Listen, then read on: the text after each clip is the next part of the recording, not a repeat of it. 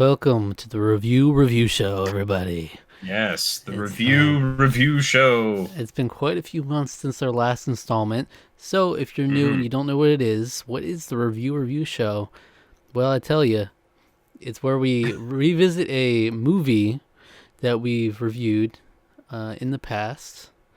We're gonna briefly touch on what our thoughts of it were then, if our thoughts have changed on it at all since, and then we will take a look at both a positive and a negative review from the random batch of critics that are considered under Rotten Tomatoes, and Mm. we'll discuss. All right. I was also thinking, traditionally, before we were saying we should be at least a year removed. I feel like now we Yeah, could even make it 2 years removed would be even more yeah. appropriate. I feel And like that's probably not a bad idea. Yeah. that works for this one. It's also worked for the last two, so it's same difference. Um, Mm. the last two ones we did Raya and the Last Dragon and Puss in Boots for the other two. Right. We'll say they're completely randomized. Alec doesn't know what it's going to be until we talk about it. I'm going to read a couple quotes from us. You try to guess what the movie was, and then we'll get into it. All right. It's the review All right. show. We're reviewing our reviews plus other critic reviews. Here we are. Oh, there you go. Alec, you said Yes. the beginning of the movie was a fantastic, beautiful misdirection. Oh, I bet I know what this is You already. know it? All right, say it. I'm gonna guess. Yeah. I'm gonna guess. I'm gonna guess that it is the Suicide Squad. It's the Suicide Squad. There you go. Because I still think that about that movie. I still think of that It's just about like that you beautiful. regurgitate that same exact phrase. It's like, Yeah. oh wow, It's I just just a said that beautiful yesterday about the misdirection. Suicide Squad. I To said I thought it was significantly better than the first one, but at the same time, I'm not like in love with it. I thought it was just a fun Mm, time. It's like a mindless kind of fun to me. That's what I said. okay. Yeah, I still really like this movie a lot. I watched the last 20 minutes of it. I there's like one day I was doing something in here, like in my room, I was playing something, and I went downstairs and I watched one of my housemates was using my Max account and watching it, and I was like, oh, you're watching the Suicide Squad? He's like, yeah, I hadn't seen it. And I was like, oh yeah, it's a good movie. I really like it a lot. He's like, yeah, it's been great. Hmm. So, I haven't watched it um, since we reviewed it. So it's been we reviewed it in August 2021. It's been over 3 years since I've seen it. mhm. Yeah, that's crazy. But I'll say It's crazy to think about. I gave it a 7.5. You gave it a 9. Tarqaron scored Yeah, 8.25. yeah. This is This is one of our larger. That's a larger divide than I think we normally have. yeah, But and it's one of those but movies I I always do really forget like that we this. reviewed it too. Wow, damn. Yeah, I This remember. I really like it a lot. I think it's really good. It had a 90% on Rotten Tomatoes. So, Mm. you know, it's received very well. Obviously, night and day from the original Suicide Squad. And I said that too. Did you ever watch the original Suicide Squad since? No, that actually might be a really interesting thing to go back and review because Hmm. I think that that movie looks like ass, and I don't. Yeah. And I think people mostly still hate that movie, which is crazy because of how much money it made. There's just I don't know how it made that as much money as it did, but I went to a second run theater. I went and saw Star Trek Beyond with my ex. I like drove down to see that with her specifically, like whenever that 2016, I guess is when that was. And I remember like I remember people going in to see that movie, and they were like the specific kind of people that I think would enjoy that movie a lot. And I think there's like I was like it's probably people like that. That's why this movie did so well. There's just like a large number of of just like those kind of people. I don't really know how to describe it. It's just like I when I see them, I'm like, yeah, they're the kind of people that would like like not the Suicide Squad. They're the people that would like Suicide Squad. So yeah, It's the most annoying naming convention, I feel like. Just adding a the in front of it is the yeah annoying, but because now you have to say The Suicide Squad is the one I'm talking about. Right. As opposed to Um, giving it a subtitle or something. yeah, I don't know. I don't know what would have been better, but yeah, the original was rough in that it had all these bunch of characters you didn't care about. Um, Mm. and it was like I remember when I was watching our review back, I said something like, this one I don't necessarily care about all the characters, but I feel like it's more self-aware in that it's in on the joke with a lot of these characters, like Mm. Polka Dot Man, and I still kind of feel that way. It's still kind of feel like it's just it's a lot of fun. It's way better than the first one, but it's not one that I think about often. Mm. So I don't know. I think about because it was in that string of movies that David Dastmalchian, I don't remember how to pronounce that guy's name, but the guy who played Polka Dot Man. He was in this huge string of movies where he played like just roles like that, where it's like, man, he's like just going for it. He's really committed to just playing these weird, messed up, strange people. Um, and that was just like a showcase of like that guy's committed to the bit Mm-hmm. in a lot of really good ways. So All right, so we're gonna go into. Well, yeah. So you feel the same way about how you. I maybe a 9 is maybe a little high, maybe down to an 8.5, but I still have very positive feelings about that movie. I still really like it a lot. Honestly, talking that we brought it up, I was like, I really should rewatch it at some point because it is a lot of fun. Mm-hmm. Um, Yeah. I think having Starro be the villain, the final villain, is like it's ridiculous and silly and fun. Right. Margot Robbie's probably the best she's ever been as Harley Quinn. Idris Elba is just an incredible actor. David Dastmalchian, John Cena. John Cena. John Cena had a whole Had a spin-off little show based on that. yeah. John Cena was incredible in that movie. Yeah, that's another thing. You reminded me that I do need to go watch Peacemaker. I've been told by everybody who's seen it that I would love it See, and like, that it's yeah, really good. I had So like zero interest when I heard that. I was like, okay, yeah, that's fine. But all right, but I so guess it's really good. So we'll do a positive review and a negative review. I tried to I didn't read the whole thing, but I tried to skim to see if there's something worthwhile from these. mhm. The positive review, I was more so just went for one that had like an overly most positive, because there's like a huge range of the positive Rotten Tomatoes. Right, right. So we just alternate each time we do the review show, reading them. So Alec will read this positive review. I'll read the negative one this time. All right. This is from the Cinematic Reel. Cinematicreel.com, Okay. July 30th, 2021. David On Gonzalez. July 30th. David Gonzalez is the reviewer here. Um, and so let's see. All right. Well, David Gonzalez says the roller coaster ride that is the DCEU has been a bumpy yet intriguing ride. Despite its subpar start, the releases of Man of Steel, Batman v Superman, and Suicide Squad, DC and Warner Brothers have bounced back over the last few years and have turned around an extended universe that was first viewed as a failure. So, as the calendar turned to 2021, the DCEU was ready to unleash two giant tentpoles for the brand: Zack Snyder's Justice League and The Suicide Squad. The first release was one of the biggest surprises of the year and, despite its 4-hour runtime, is quite engaging. However, nothing would prepare me for the high-octane love letter to the genre that would be James Gunn's The Suicide Squad. A film that is more than a blockbuster, it's cinema at its grandest and most pleasing.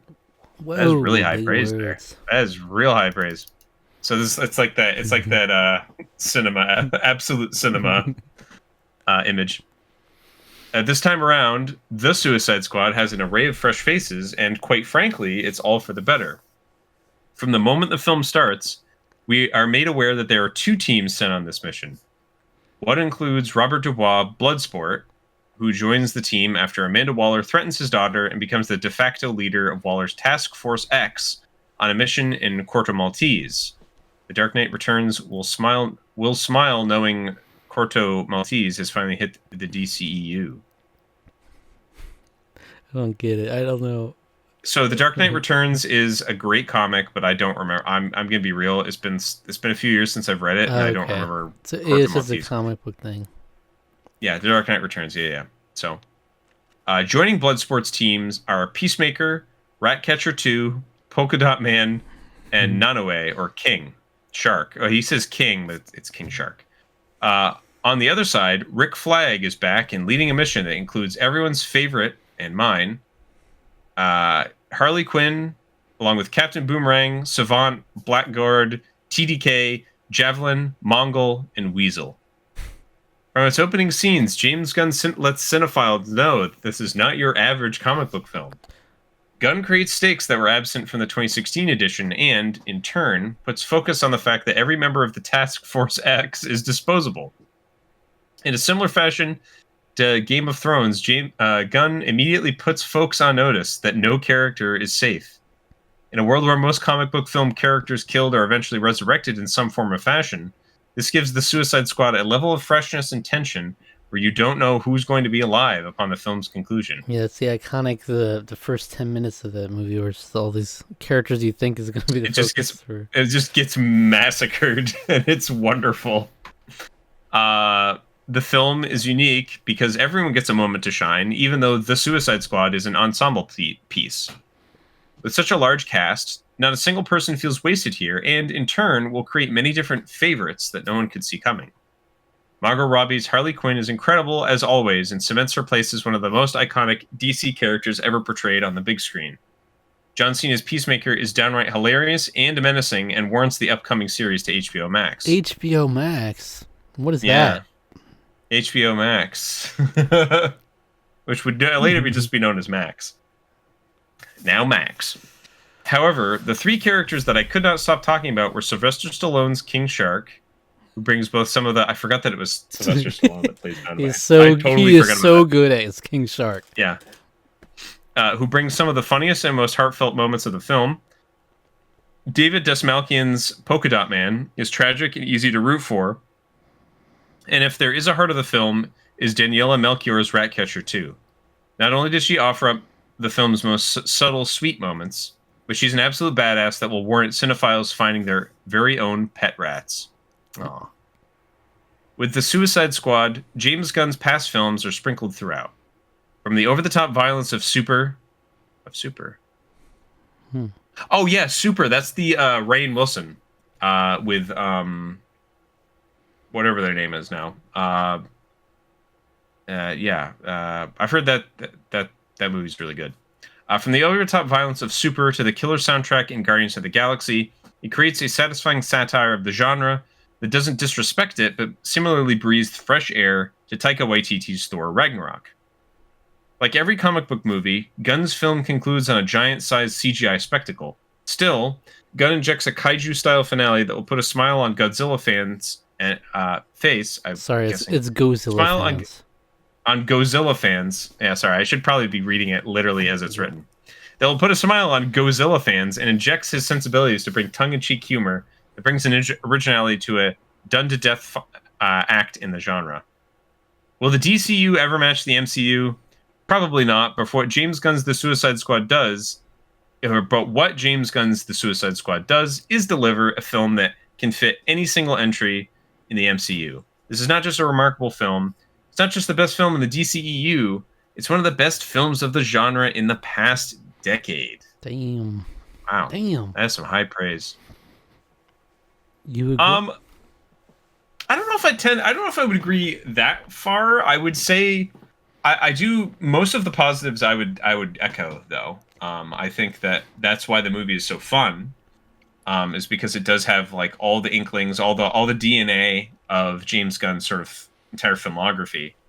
Kind of this ragtag group of weirdos, very like offbeat and violent sense of humor, and but still have that thread of heart running through it. Like even though there's all this like ridiculous, over the top, violent swearing and all this other stuff going on, that there's still like a thread of like heartfelt sentimentality in it that could probably run some people the wrong way, but that's something that I've always really liked about all of his other work. That's something that I like about the Guardians films in particular. Mm. So, I mean, I'm not mad at any of it. I wouldn't go that far, but I yeah. mean, I'm not gonna I wouldn't discount anything he said. Yeah. I do like I think the beginning of the film was the most memorable thing to me when I think about this movie. You know how they just did that? They just wiped out this cast of like random celebrities. Yeah, no, it was like, yeah, because they were all really notable people too. Like Pete they Davidson. There was Pete Davidson gets killed like instantly. What's his name? Yandu, the guy who plays that character. Yeah. Michael Rooker. Michael Rooker was there. Michael Rooker. Yeah, he's there. He dies really good. Such a good misdirect. Who plays TDK? The detachable kid. It doesn't say. Oh, it's Nathan Fillion. Fillion. That's right. Okay. He's the detachable kid. Yeah, that was awesome. I was like, Nathan Fillion, there he is, and he just like does that like he like attaches one thing and then he gets like torn apart. Yeah. That's good. But let's all right, so we'll see a negative review now. This is on the NYC Movie Guru. Okay.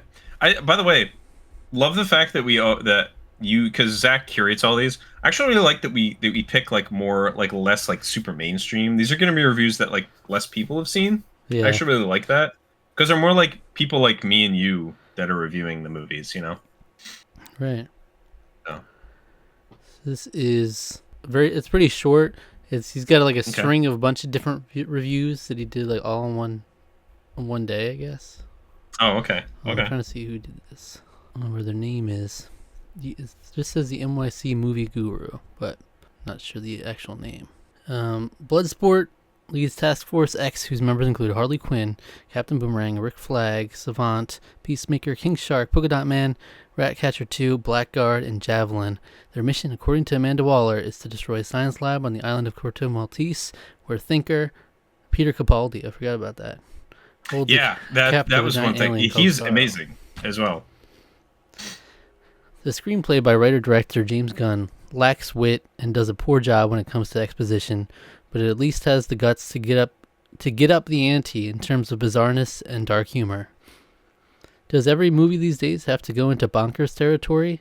F9, The Fast Saga, Hitman's Wife's Bodyguard, Jungle Cruise, Old, and Space Jam: A New Legacy went there too, and now the Suicide Squad joins the club, as will Free Guy soon. Have you seen it? Okay, so before we go any further, how many of those movies have you seen? Well, we've reviewed Jungle Guy. Jungle Guy? Jungle Guy? Who's I think Free Guy. F9 is the most recent one I haven't seen. Like I think I saw up to F8. So. Oh, okay. So I've only seen of the Furious? Jungle Cruise and then Free Guy. Okay, I've seen The Hitman's Wife Bodyguard. That movie sucked. It was really bad. Did it go into bonkers territory? I really did not like it. I don't even remember it that well. I didn't think it. I mean, it in the terms of like an action comedy, I guess, but it wasn't fun. I didn't really find it all that funny. And I don't even think I could tell you the first thing about it, if I'm being real with you. So, but I do like how I watched it. I remember not liking it at all. They're calling their shot. The Free Guy will now join that club as well before it had come out. Yeah. Yeah, I think we reviewed Free Guy like a week or two after this too. It must have been. Yeah. Yeah. Those kinds. It's fun. I still like Free Guy. It's a fun movie. I never saw Space Jam: A New Legacy either. No, I saw as much of it. I was in a customer's house, like kind of soon after it had come out, and it was like they had the grandkids over, and their grandkids were watching it, and I wanted to leave as fast as possible because it was just like noise, and I just didn't like it at all. There are times where when movies just turn into noise, I hate them. I hate them. That seems like what he or her is getting at with this take too. Just a whole lot of noise and going into bonkers territory. Yeah. Yeah. says those kinds of movies work if they're fun, but there's very little fun to be had while watching this film. Ooh. Wow, I do not agree at all. It's gory, action-packed, loud, and very, very repetitive. Lynn Ash is the highlight, though, as Polka Dot Man's mom. For that brief period of time she's in the movie, she's like, she's in at least 2 scenes that have to be seen to be believed. They have to be seen to be believed. See, you do like it going over the top. I wish I knew what he was talking about, though. I don't remember specific I think scenes. Polka Dot Man specifically, like, he has like rage issues when it comes to his mother, and so like he has to imagine that like Starro is his mother, and she's just huge. Okay. And that, so like that's, I think that I from memory, that's one of the things that happens, is that his mom is just this giant that's like wrecking the city, you know, like. Mm-hmm. She's in at least 2 scenes that have to be seen to be believed. Too much of the film feels like a cross between an exhausting acid trip and a nauseating music video. There are so many characters, all of whom are one-dimensional. Gunn gives very little room for the audience to root for any of them, and most importantly, there's not enough room for the audience to breathe. The stylized Tarantino-esque violence gets tiresome after a while. If the Suicide Squad were 90 minutes like Hitman's Wife's Bodyguard, it would at least be a lean, tight superhero action comedy. Does it really need to be 2 hours and 12 minutes? Not for any artistic reasons. Viola Davis does her best to rise above the material in her role as Amanda Waller, but it's beneath her. Peter Capaldi has a lot of fun in his role, like Richard E. Grant did in his brief scenes in Hitman's Wife's Bodyguard. What the hell is this person smoking? You are not gassing up that movie. That movie is ass. I don't care what anyone says. But they even included that in, like, it's doing too much of the movies that were going too crazy. Are they going too crazy? Margot Robbie is also pretty good, but the real scene stealer here is Lynn Ash's Polka Dot's mom. Okay, man. All right, I get it. I get that. Yeah, we get it. All right, we get it. The pace moves quickly, and there's plenty of stylish visuals, CGI, and music to keep your eyes and ears entertained. What about the audience's heart, mind, and soul? Those are sorely neglected, which is a shame unless this were merely a video game, not a movie. Ultimately, The Suicide Squad is yet another mindless, overproduced B-movie that's neither funny, exciting, nor campy enough to be a guilty pleasure. Number of times I checked my watch, 4. That's it. What did this individual, how did they review Hitman's Wife Bodyguard? I don't know. That's what I'd like to know. But it does say number of times they checked their watch. They have a watch checking counter. That's kind of a fun. It's fun, but like, how do you do that authentically? Yeah, I don't know. It's like, maybe they have a legitimate watch, I guess. Yeah, but it's like, bro, I forgot Richard E. Grant was even in Hitman's Wife's Bodyguard. Also, that movie was 100 minutes, not 90. Excuse me. I'll tell you what. I watched that at home, and that movie felt like it was 3 hours long. So I don't want to hear it right now. I don't want to hear it. It feels. It's a nice brisk 90 minutes, and it's really not. Not when you're not having fun. It's like you can't have a watch check counter, like when you're the one doing that, because you're gonna go in the movie and like, man, I'm really not liking this movie. I need to do a few more watch checks for this counter. It's true. It's not gonna be genuine. Like, I genuinely felt the need to look at my watch 4 different occasions. Right. Because there's sometimes where, like, even some longer movies I'm really enjoying, I'll sometimes like what time is it getting to be? You know? Sometimes it's very rare, but usually the only times I'll do that is like if I have to go to the bathroom really bad and they're like, can I sneak out real fast and just run? Mm-hmm. And most of the time that's a no. Should I see if they have Hitman's Wife's Bodyguard? Yeah. Hitman's Wife's Bodyguard, let's see. One time check the watch. Oh, only once, huh? Yeah. Okay. Were they overall very positive about the movie? Yeah, at the end it says it's a sizzling, explosively funny and rousing action comedy. It's unapologetically outrageous, over the top, and mindless fun. I think I laughed like twice while I like watching how it. it gives It was, praise to that one for mindless fun. All right. I disagree, sir or madam, but you know what? Well, they have High School Musical That's 3. None of the Whoa, others. really? Yeah. Okay.